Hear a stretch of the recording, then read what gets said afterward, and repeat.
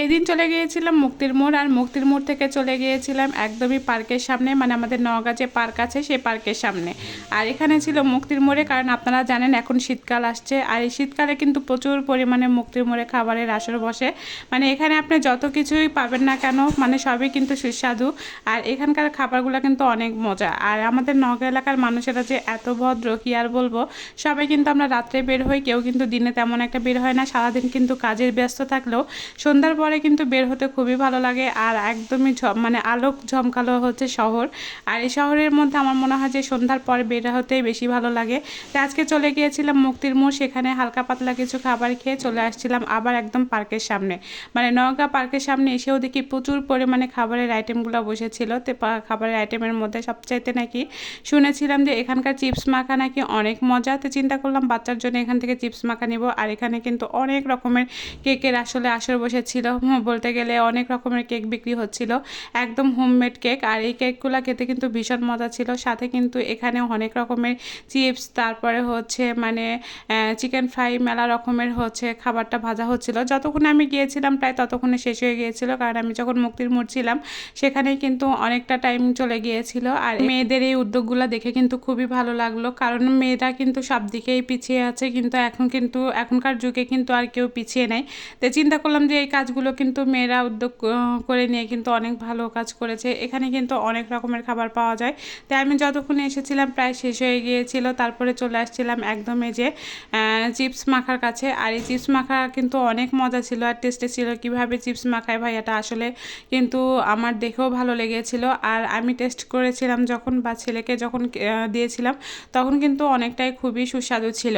তো যাই হোক, আমি খালি মাত্র নামই শুনেছিলাম। আর হচ্ছে মাসুদ ভাইয়ের এই হচ্ছে হালাল ফাস্টফুড হচ্ছে খাবারের দোকানে কিন্তু অনেক রকমের খাবার ছিল, যেটা আমি সব কিছু ট্রাই করিনি। কিন্তু এই দোকানের সবচাইতে আমার বেশি ভালো লেগেছে কিন্তু হচ্ছে মানে শরবতটা। আর এই শরবতটা কিন্তু ছিল অনেক সুস্বাদু। যারা যারা এখনও আসেন নাই, মানে দইয়ের শরবত ছিল। আর এই দইয়ের শরবতটা কিন্তু খুবই মজা ছিল। যারা যারা এখনও খান নাই এসে খেয়ে দেখবেন। দইয়ের শরবতগুলো কিন্তু অনেকেই বলতো যে অনেক সুস্বাদু। তো আসার পরে আমি খেয়ে যখন দেখলাম তো আসলে কিন্তু এখানে খুবই সুস্বাদু ছিল। তারপরে ভাইয়াকে বললাম যে একটা কুরকুরে মাখা দেন, মানে কুরকুরে চিপস মাখা দেন। আর এখানে চিকেনটাও কেটে নিচ্ছিল। আর ভাইয়ার সাথে কিন্তু অনেক ধরনের গল্প করছিলাম, আমার পেশ সম্পর্কেও গল্প করছিলাম। আর ভাইয়াও বলছিল যে আপনি এতদিন কোথায় ছিলেন। তো যাই হোক, আমি কিন্তু খুব একটা বাহিরে বের হই না, যখনই বের হই তখন কিন্তু একটু ঘোরাফেরাই বেশি করি। তো আজকে কিন্তু চলে গিয়েছিলাম একদম পার্কের সামনে। আপনারা কিন্তু সবাই জানেন যে নওগাঁ পার্ক একদম হচ্ছে সদর যে পার্কটা আছে একদম পার্কের সামনে, কিন্তু সন্ধ্যার পরে দেখবেন প্রচুর খাবারের আসলে মেলা বসে বলতে গেলে এখানে। আর এই জায়গাতে যারা যারা আসেন বা দেখেন তারা তো জানেনই, আমরা নওগাঁর মানুষেরা কিন্তু সন্ধ্যার পরে এবং খাবার খেতে কিন্তু খুবই পছন্দ করি বের হতে। আর সন্ধ্যার পরে যখনই মানুষ বের হয় তখন কিন্তু প্রচুর ভিড় ছিল। আর এই সময় তখন কিন্তু প্রায় 8টা বাজে, তারপরেও কিন্তু এত লোকালয়, মানে এত ভিড় ছিল খাবারের দোকানগুলোতে। তো যাই হোক, এখানে যখন চিপসটা মাখাচ্ছিল ছেলেকে বললাম কোন ধরনের চিপস নেবে। তো ছেলে কিন্তু দেখাই দিল যে এখানে হচ্ছে কুরকুরে মাখা বলে যেটা, সেটাই দিয়ে দিয়েছিল। আর এই জায়গাতে ছিল হচ্ছে মানে চিকেন ছিল, এখানে পেঁয়াজ বেশি করে দিয়েছিল, সাথে কিন্তু কাঁচামরিচ দিয়েছিল, শসা দিয়েছিল, তারপরে হচ্ছে লেবু দিয়ে দিয়েছিল, আবার অনেক রকমের চানাচুর ছিল। তো যারা যারা আসলে এই মাখাটা খান নাই, চিপস মাখাটা, তারা কিন্তু অনেক পছন্দ করে। আসলে আমি কখনোই খাইনি। তো সেই দিন কিন্তু খাওয়ার পরে আমার খুবই ভালো লেগেছিল, এই জন্য কিন্তু লোকেশনটা বলেই দিলাম যে মাসুদ ভাইয়ের দোকান।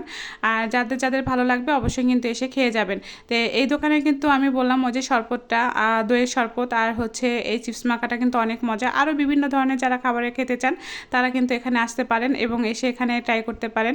তো এই জায়গাতে ছিল কিন্তু একদম ঘরোয়া উপায়ে টমেটো সসটা, তারপর মেয়োনিজটা, এগুলো কিন্তু অনেক একদম মজাদার ছিল। আর আমার তো মনে হয় একদম হচ্ছে সুস্বাদু একটা খাবার। কারণ কি যে হচ্ছে যেগুলো বাসায় তৈরি করা হয় এগুলোতে কিন্তু কোনো ধরনের হচ্ছে সমস্যা হতে হয় না বাচ্চাদেরও। তো এখানে যখন ছেলেকে দিয়েছিলাম তখন ছেলে কিন্তু আসলে প্রথম রিভিউটা দিয়েছিল যে মা অনেক ভালো লাগছে খাবারটা। আর চিপস মাখাটাতে কিন্তু আঙ্কেলের অনেক ভালো লেগেছে। তো যাই হোক হচ্ছে এই তো বললাম যে ভাইয়ের হচ্ছে দোকানে এসে সবাই খেয়ে যাবেন। আর মাখাটাও কিন্তু ছিল অনেক মজাদার। আর এই জায়গাতে যখন ছেলেকে দিয়েছিলাম ছেলেটাও কিন্তু অনেক মজা পেয়েছিল। আর আমরা কিন্তু সন্ধ্যার পরে অনেক সময় বেড়াই। আর এই যে আমি তো দেখিয়ে দিলাম ভাইয়াকে, সবাই চলে আসবেন।